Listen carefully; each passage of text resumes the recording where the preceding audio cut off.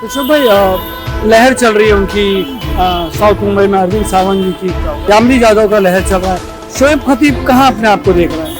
ये लहर तो हमारे साथ में ही है अल्हम्दुलिल्लाह, और इसका असर जो है आपको बहुत जल्द दिखेगा 20 तारीख के। मुसलमान को तो इसलिए कह रहे हैं कि मुसलमानों के वोट चाहिए लेकिन मुसलमान नहीं चाहिए। तो मुस्लिम आपको दिख रहा है राजी, अगर मुस्लिम उनके साथ में राजी रहता तो हमको खड़े रहने की जरूरत ही नहीं पड़ती। इतनी सारी चीज शोएब खतीब अकेले कैसे क्लियर कर? अरे आपने बोला कि मुसलमानों को टिकट नहीं दिया जाएगा, तो आपने कभी कोई पक्ष में ट्राई किया? नहीं, हम जीतने के लिए खड़े हुए, हमको किसी को हराने की जरूरत नहीं है, हम हमारी जीत के यकीन के साथ खड़े। एक एलिगेशन ऐसा है कि आपको खड़ा किसने किया? आप शोएब खतीब को बीजेपी के प्रेशर में खड़ा होना पड़ा। ये सारी चीजें झूठी है।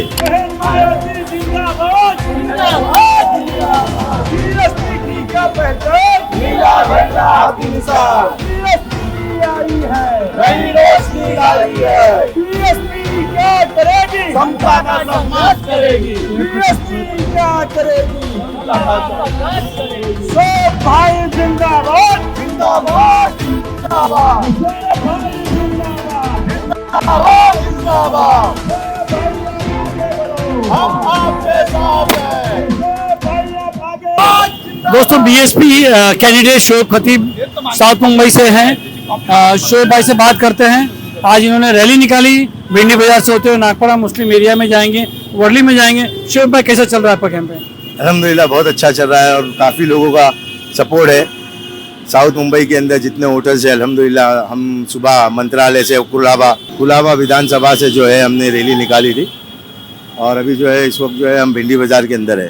तो काफ़ी अल्हम्दुलिल्लाह रिस्पांस है और अल्लाह के फजलो करम से काफ़ी लोग जो है इस चीज़ को सराहना कर रहे हैं।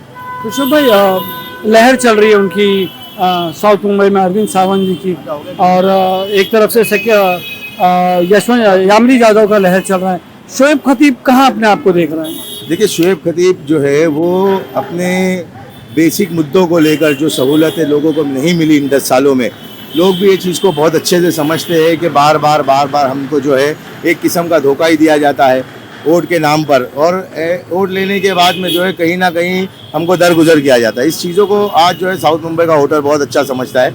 और रही बात लहर की, तो आज देख ले आप जो है कि लहर तो हमारे साथ में ही है अल्हम्दुलिल्लाह, और इसका असर जो है आपको बहुत जल्द दिखेगा 20 तारीख के दिन। शोएब भाई, आप बात कर रहे हो कि मुसलमानों के हुकूक की बात कर रहे हो, तो बीएसपी पार्टी पे भी कहीं ना कहीं तो मैंने तो साउथ मुंबई की अक़लियती पार्टियों के बारे में बात किया। मुसलमान तो ठीक है, क्योंकि हमारा जो है यहाँ पे मेजर वोट जो है, जो माइनॉरिटी वोट जो है वो 27-28% है। हम तो सारे लोगों को लेकर चलने की बात कर रहे हैं कि हर एक के जो है बेसिक सहूलतें सबको मिलना चाहिए। और मुसलमान को तो इसलिए कह रहे हैं कि मुसलमानों के वोट चाहिए लेकिन मुसलमान नहीं चाहिए। आज आप मुझे बताइए कि 48 सीट के अंदर जो है कहाँ पर मुसलमान कैंडिडेट को जो है आज इलेक्शन लड़ने के लिए टिकट दी गई है। तो एक चीज़ तो जग जाहिर है कि मुस्लिम को उसमें राजी है ना। तो मुस्लिम आपको दिख रहा है राजी, अगर मुस्लिम उनके साथ में राजी रहता तो हमको खड़े रहने की जरूरत ही नहीं पड़ती। कहीं ना कहीं मुसलमानों की और माइनॉरिटी की चीज़ों के बारे में बात करने के बारे में, मशवरा करने के बारे में ही हमने जो है ये फैसला लिया है।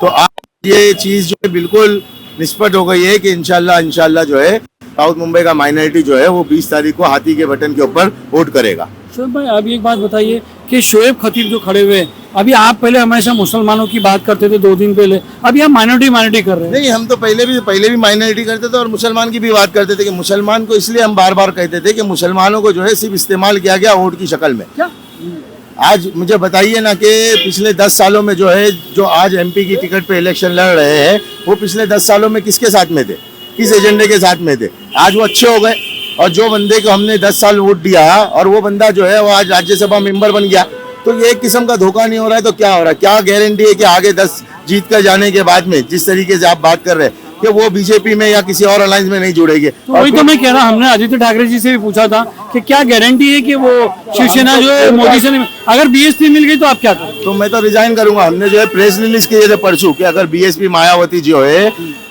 अगर बीजेपी एजेंडे के साथ में चले गई और अगर हम जीतते हैं और बीजेपी एजेंडे के साथ में वो जाती है तो फौरन नेक्स्ट डे या विद इन अ डे जो है शोएब खतीब उस जगह से रिजाइन करेगा। ऐसी बहुत सारी बातें हुई है लोकसभा में जब मायावती ने बीजेपी का बैक से सपोर्ट किया, उसके बारे में क्या? तो आज मुझे ये बताइए, उन्होंने तो बैक से सपोर्ट किया, लेकिन जो आज के प्रेजेंट एमपी है जो 10 साल जो है एक ही एजेंडे के साथ में चले हैं, उसका क्या?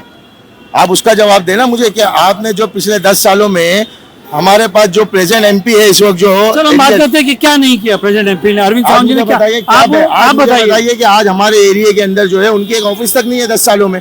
आज मुझे बताइए क्या इसलिए आपने ऑफिस खोल दी, जी इसलिए आपने ऑफिस खोल दी नहीं ना। ऑफिस खोलना तो बिल्कुल जरूरी है ना कि लोगों को आसानी से जो है हमारे के अंदर हमारे से ताल्लुक हो गए, हमसे मिले, हमसे जुड़े, उनके जो मामला है उनके जो परेशानी है वो बताइए। तो आज अगर कहीं ना कहीं वक्त की जरूरत है और कहीं ना कहीं सलीम भाई ये चीज को लेकर असल तो ये है कि हमको दरगुजर किया गया। असल चीज मुद्दा ये है, हमको बिल्कुल जो है ना बिल्कुल साइडलाइन कर दिया गया है। आज मुझे ये बताइए ना क्या एक मुसलमान के अंदर इतनी सलाहियत नहीं है कि 48 में वो इलेक्शन लड़ सकता था? तो क्या यही वजह थी आप? आज अरे आज हमारे एलिगेशन लग रहे हैं आप पे। नहीं एलिगेशन तो किस पे नहीं लग रहे आप मुझे बताइए ना। एलिगेशन तो सियासत का नाम ही एलिगेशन है कि जो लोगों को अपने बारे में अच्छा और बुरा सुनना है तो वो सियासत में आ जाए। आपको पता था ये सब होने वाला है? हमने तो बचपन से देखते ही आ रहे ना, भिंडी बाजार जैसे एरिया में रहिए तो सियासत तो, और आपको पता होगा कि हमने सियासत जो है इलेक्शन लड़के ही जामा मस्जिद का मैं ट्रस्टी बनाऊं, तो सियासत तो जो है जहाँ पे इलेक्शन होगा वहाँ सियासत होंगी, चाहे वो अच्छी भी होंगी और बुरी भी होगी। आज लोगों को शुएब खतीब से 14 कैंडिडेट है साउथ मुंबई में। आप मुझे बताइए कि ये 14 कैंडिडेट के अंदर सिर्फ शुएब खतीब एक जालिम इंसान है, कौम का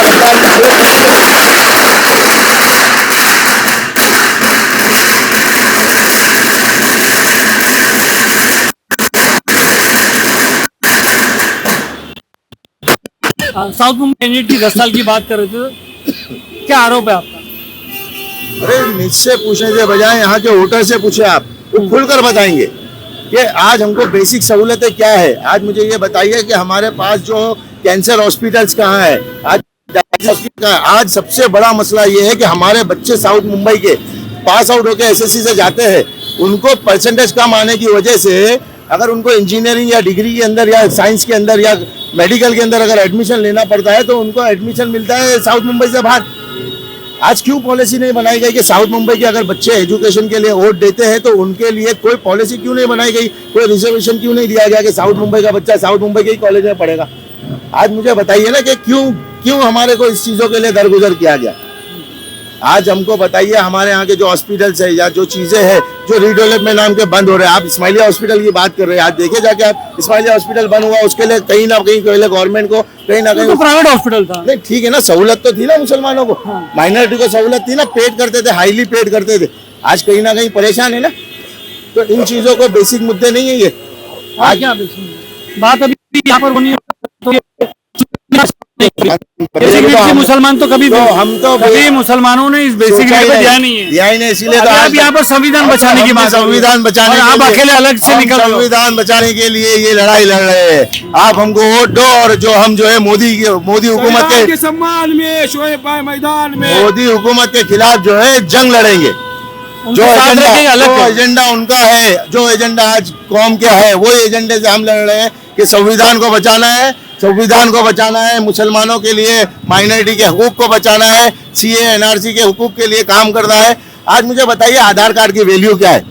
आज आधार कार्ड को गवर्नमेंट ने हर चीज से लिंक कर दिया है और उसके पीछे बड़े अक्षरों में लिखा है कि ये पर्सनल आइडेंटिटी है, जो आपकी नेशनलिटी आइडेंटिटी है। इस चीजों को लेकर क्यों नहीं कोई बेसिकली बात की गई कि आज आप आधार कार्ड को इतना इंपॉर्टेंट बना रहे हो कि सारी चीजों से आप लिंक कर रहे हो और उसको जो है आप नेशनलिटी प्रूफ नहीं देते हो और आज आप खुद उसके ऊपर लिख के देते हो कि ये जो है वो पर्सनल प्रूफ है।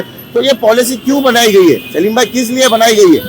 और वही सीए एनआरसी का एक डर लाके खड़ा कर दिया। आदमी पहले आधार कार्ड के लिए खूब परेशान हुआ, अभी बर्थ सर्टिफिकेट के लिए परेशान हो रहा है। तो ये इतनी सारी शोएब खतीब अकेले कैसे क्लियर कर? अरे क्यों नहीं करेगा? अगर कहीं पे शुरुआत हुई है तो लोगों को साथ देना चाहिए। आज हमने शुरुआत की है ना, लोगों के दिल से डर निकाला है कि इलेक्शन लड़ना काफी आसान है। मेरा यही कहना है ना कि अगर हमको टिकट नहीं दी गई थी तो क्यों नहीं हमारे लिए हमारे लोगों ने जो है इसकी हिम्मत करके। आपने कभी ट्राई किया था टिकट के लिए? बिल्कुल। अरे मुझे ये बताइए सलीम भाई, जिन लोगों ने अपनी पूरी जिंदगी निकाली है, मेरा सवाल, मेरी बात सुनिए, मेरा सवाल सुन लीजिए ना। मेरा सवाल ये कि आपने बोला कि मुसलमानों को टिकट नहीं गई थी, तो आपने कभी कोई पक्ष में ट्राई किया था? बिल्कुल किए थे कि हमको टिकट दो, हम भी इलेक्शन लड़ेंगे, हमारे अंदर भी जज्बा और जोश है, हम भी कौम के लिए काम करेंगे, इस मुल्क के लिए काम करेंगे। तो क्या बोले? नहीं दिए। बोलने का क्या है? नहीं दिए, इसलिए आप खड़े हो गए? बिल्कुल, उनको हराने के लिए। नहीं, हम जीतने के लिए खड़े हुए, हमको किसी को हराने की जरूरत नहीं है, हम हमारी जीत के यकीन के साथ खड़े हैं। आप इसी तरह जोशों में चलते रहेंगे? अच्छा, एक आखिरी सवाल हमारा है कि एक एलिगेशन ऐसा है कि आपको खड़ा किसने किया है? देखिए, मैंने दूसरे चैनलों में भी कहा और आपके भी चैनल से कहता हूँ कि मैं हल्फ लेके कहता हूँ कि ना मुझे किसी ने खड़ा किया है। नहीं ना- सर, आपको खड़ा किसने किया? मैं वही बता रहा हूँ, मैं हल्फ लेके कह रहा हूँ कि ना, कसम खा के कह रहा हूँ कि ना मुझे किसी ने खड़ा किया है, ना मैंने किसी से एक रुपया कौन लिया। यकीन करेगा आपकी बात? मत करे, मेरा अल्लाह जानता है। मामला तो सब अल्लाह रब्बुल आलमीन के हाथ में ना। एक बात ऐसी थी कि आप बीच में बीजेपी ज्वाइन किए थे फिर छोड़ दिए।